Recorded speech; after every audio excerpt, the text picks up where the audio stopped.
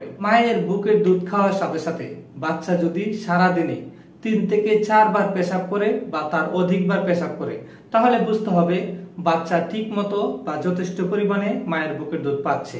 সুতরাং এটা নিয়ে দুশ্চিন্তা করার কিছু নাই। খেয়াল রাখতে হবে বাচ্চা কতবার পেশাব করে। বাচ্চা ডেলিভারি হওয়ার পরই মায়ের মিল্ক সিক্রেশন স্টার্ট হয়ে যায়, সেটা নর্মাল ডেলিভারির মাধ্যমেই হোক অথবা সিজারিয়ান সেকশন বা সিজারের মাধ্যমেই হোক না কেন। অধিকাংশ ক্ষেত্রেই এবং প্রতিটা বাচ্চার ক্ষেত্রেই বাচ্চা ডেলিভারি হওয়ার পরই বাচ্চা স্বাভাবিকভাবে মায়ের বুকের দুধ পেয়ে থাকে। তবে কিছু কিছু বাচ্চার ক্ষেত্রে বাচ্চার ওজন অতিরিক্ত কম হবার কারণে অথবা বাচ্চার ওজন অতিরিক্ত বেশি হবার কারণে মায়ের দুধ পেতে সমস্যা হয় বা মায়ের দুধ বাচ্চা গ্রহণ করতে সমস্যা হয়।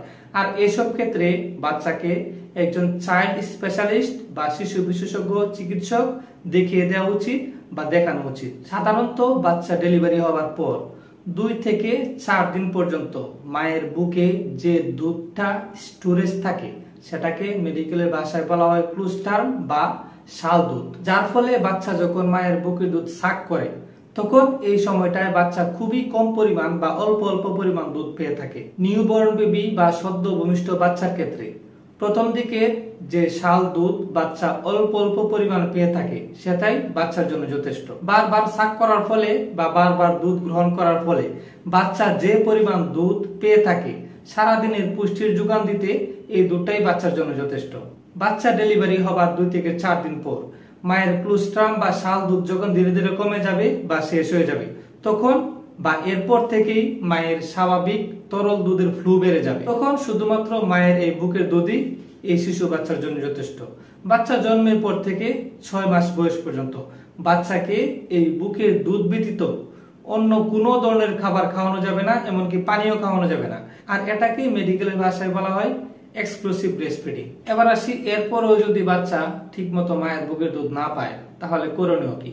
এর জন্য করণীয় হচ্ছে বাচ্চাকে প্রপার পজিশনিং করে নিয়মিত দুধ খাওয়াতে হবে। বাচ্চা যতবার কান্না করবে ততবারই বাচ্চাকে বুকে লাগাতে হবে বা বাচ্চাকে দুধ খাওয়াতে হবে এবং খেয়াল রাখতে হবে বাচ্চা সারাদিনে কতবার পেশাব করে। মায়ের বুকের দুধ খাওয়ার সাথে সাথে বাচ্চা যদি সারাদিনে 3 থেকে 4 বার পেশাব করে বা তার অধিকবার পেশাব করে তাহলে বুঝতে হবে বাচ্চা ঠিক মতো বা যথেষ্ট পরিমাণে মায়ের বুকের দুধ পাচ্ছে।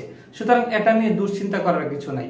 খেয়াল রাখতে হবে বাচ্চা কতবার পেশাব করে। আর দ্বিতীয়ত হচ্ছে এর সাথে সাথে মাকে প্রচুর পরিমাণে পুষ্টিকর খাবার খাওয়াতে হবে, যেমন বিভিন্ন ধরনের ফলমূল, শাকসবজি, মাছ, মাংস, এসব খাবার মাকে প্রচুর পরিমাণে খেতে হবে এবং প্রতিনিয়ত খেতে হবে। মনে রাখতে হবে প্রতিনিয়ত মা যেসব খাবার খাবে বাচ্চাও সেসব খাবার পেয়ে থাকবে মায়ের বুকের দুধ খাওয়ার মাধ্যমে। এছাড়াও মাকে প্রতিদিন 3 বেলা করে ডোমপিরিডন জাতীয় ওষুধগুলো খাওয়ানো যেতে পারে, যেমন ওমিডন, ডোমিন, ডন এ ইত্যাদি জাতীয় ওষুধ।